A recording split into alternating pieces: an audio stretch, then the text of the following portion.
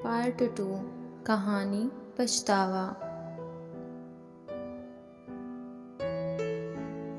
रात को जब नाना घर आए तो सन्नाटा था। वो समझ नहीं पाए कि बात क्या थी। अंदर आकर नानी को बेहोश पाया तो वो घबरा गए। क्या हुआ, तुम क्यों ऐसे हो? उन्होंने पूछा। नानी रोने लगी और माँ के साथ हुए हादसे के बारे में उन्हें बताया तो नाना की छाती में दर्द हुआ और वह क्या क्या क्या कहकर गिर पड़े। गिरने की आवाज़ सुन नानी ने केशव को बुलाया। वह माँ के कमरे में दौड़ता हुआ आया और नाना को अस्पताल ले गया, लेकिन बहुत कोशिशों के बाद भी नाना को बचाया ना जा सका।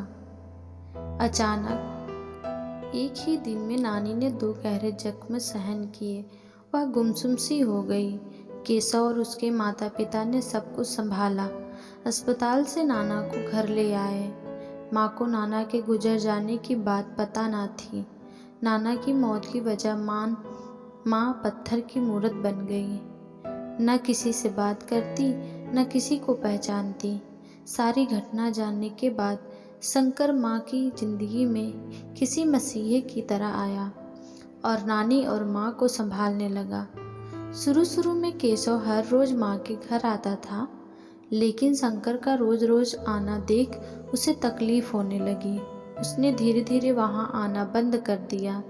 एक दिन केशव के माता पिता नानी के पास आए और माफ़ी मांगकर रिश्ता तोड़ दिया, यह बताकर कि वह बलात्कार हुई लड़की को वो अपने घर की बहू नहीं बना सकते।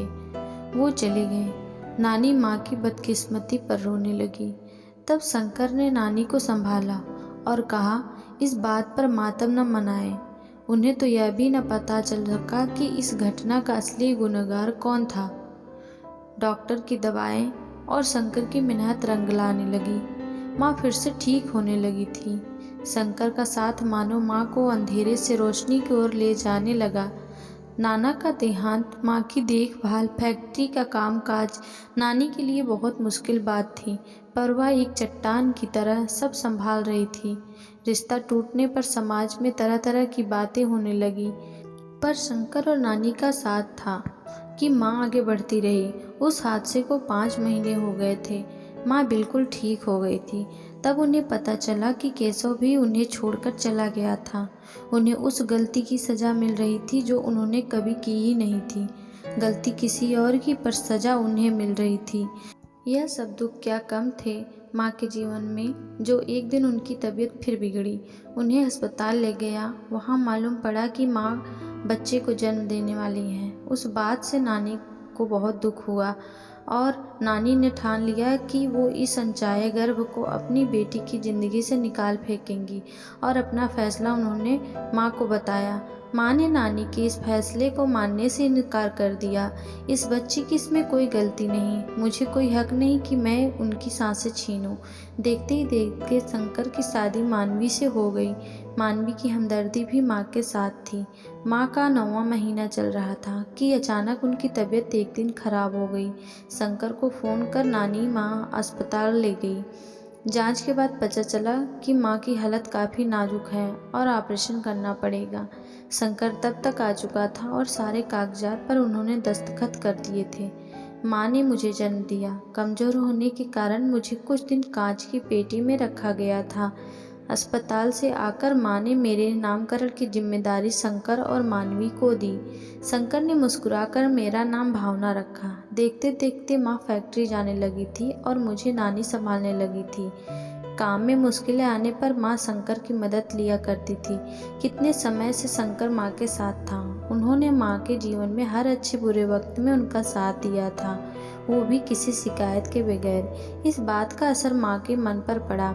वो मन ही मन शंकर को चाहने लगी थी, जिसमें जिस्मों का नहीं बल्कि आध्यात्मिक प्यार होता है, यानी कि रूह का रूह से प्यार होता है। लेकिन इस प्रेम को समझना काफ़ी मुश्किल काम है। इस प्यार की अहमियत किसी किसी को ही समझ में आती है। इसमें 2 लोगों के जज्बात, सोच समझ, एक दूसरे के लिए आत्मीयता महसूस होते हैं। शंकर का बार बार माँ के घर आना समाज में चर्चा का विषय बन गया था। लोग कई तरह की बातें करने लगे थे, पर इसकी परवाह ना तो माँ को थी ना शंकर को। मैं बड़ी होने लगी थी। बचपन में मैं शंकर अंकल के आगे पीछे घूमा करती थी।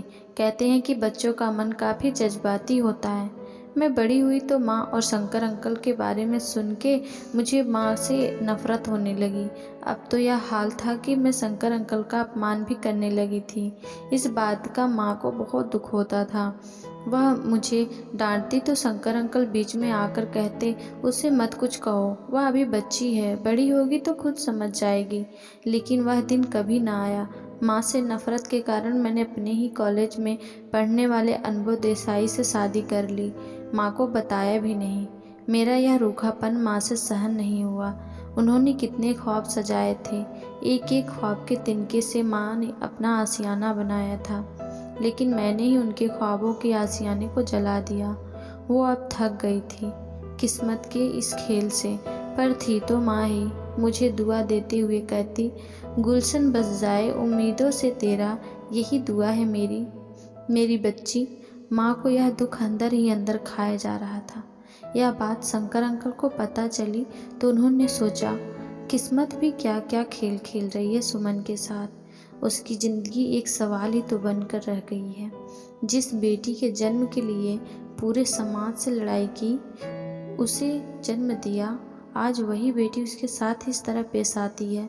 दुख तो शंकर अंकल को भी होता था, पर वो मजबूर थे। उन्होंने माँ को समझाया, पर माँ अंदर ही अंदर इस गम से हारने लगी। माँ आज मुझसे ही हार गई। वह जिंदा तो थी, पर उनके दिल की धड़कन मैं खो चुकी थी। अब जिंदगी जीने की कोई वजह ही नहीं रही उनके पास। अपना सब कुछ मेरे और अनुभव के नाम कर दिया और हमारी जिम्मेदारी शंकर अंकल को सौंप दी। एक रात डायरी लिखते लिखते सो गई, फिर कभी भी न जागने के लिए। दूसरे दिन अंकल घर आए तो नानी से पूछा, सुमन कहाँ है? तो नानी ने कहा, ना जाने अभी तक क्यों सो रही है। नानी की बात सुन वे माँ के कमरे में गए और देखा कि वो गहरी नींद सो रही हैं। कुछ आशंका हुई तो उन्होंने नज़दीक जाकर देखा। माँ इस दुनिया को छोड़कर जा चुकी थी। वो दंग रह गए। शंकर अंकल ने मुझे और अनुभव को फ़ोन करके सच्चाई बताई और बड़े दुख के साथ उन्होंने अपनी पत्नी के साथ सारी रस्में निभाई। आखिर मैं माँ की वसीयत के मुताबिक सब कुछ मुझे और अनुभव को सौंप दिया और नानी को अपने साथ ले गए। जाते जाते माँ की डायरी मुझे देते हुए कहा, बेटा अगर वक्त मिले तो एक बार इसे पढ़ना ज़रूर। इसमें तेरी माँ की वो सच्चाई है जिससे तू आज तक अनजान थी।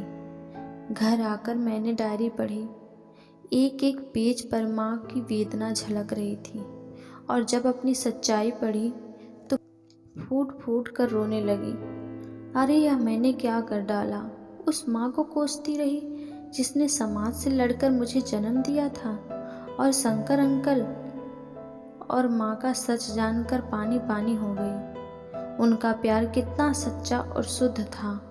मैं उन पर शक कर रही थी और ना जाने क्या क्या बोला था। अरे यह मैंने क्या किया।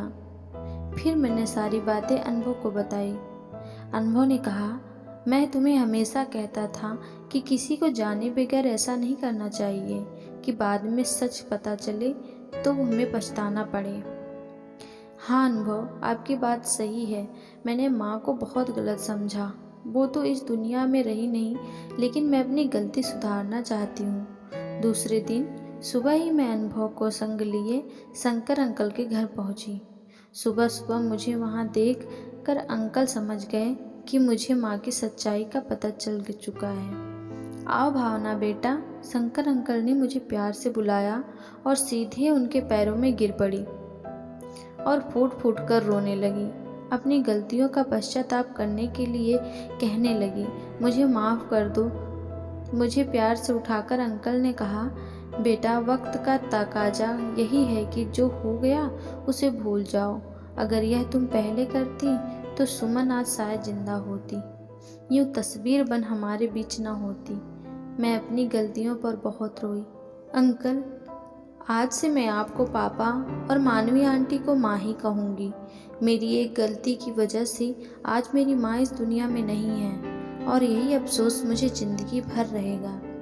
यही है वह श्रद्धांजलि के फूल जिसे मैं अर्पण तो करूँगी लेकिन वो कभी खिलेंगे नहीं। पूरी कायनात में माँ की याद सबसे अलग होती है। इससे बड़ी श्रद्धा सुमन स्वर्गीय माँ के लिए क्या होगा। अगर यह स्टोरी आपको अच्छी लगे तो कमेंट में माँ ज़रूर लिखें।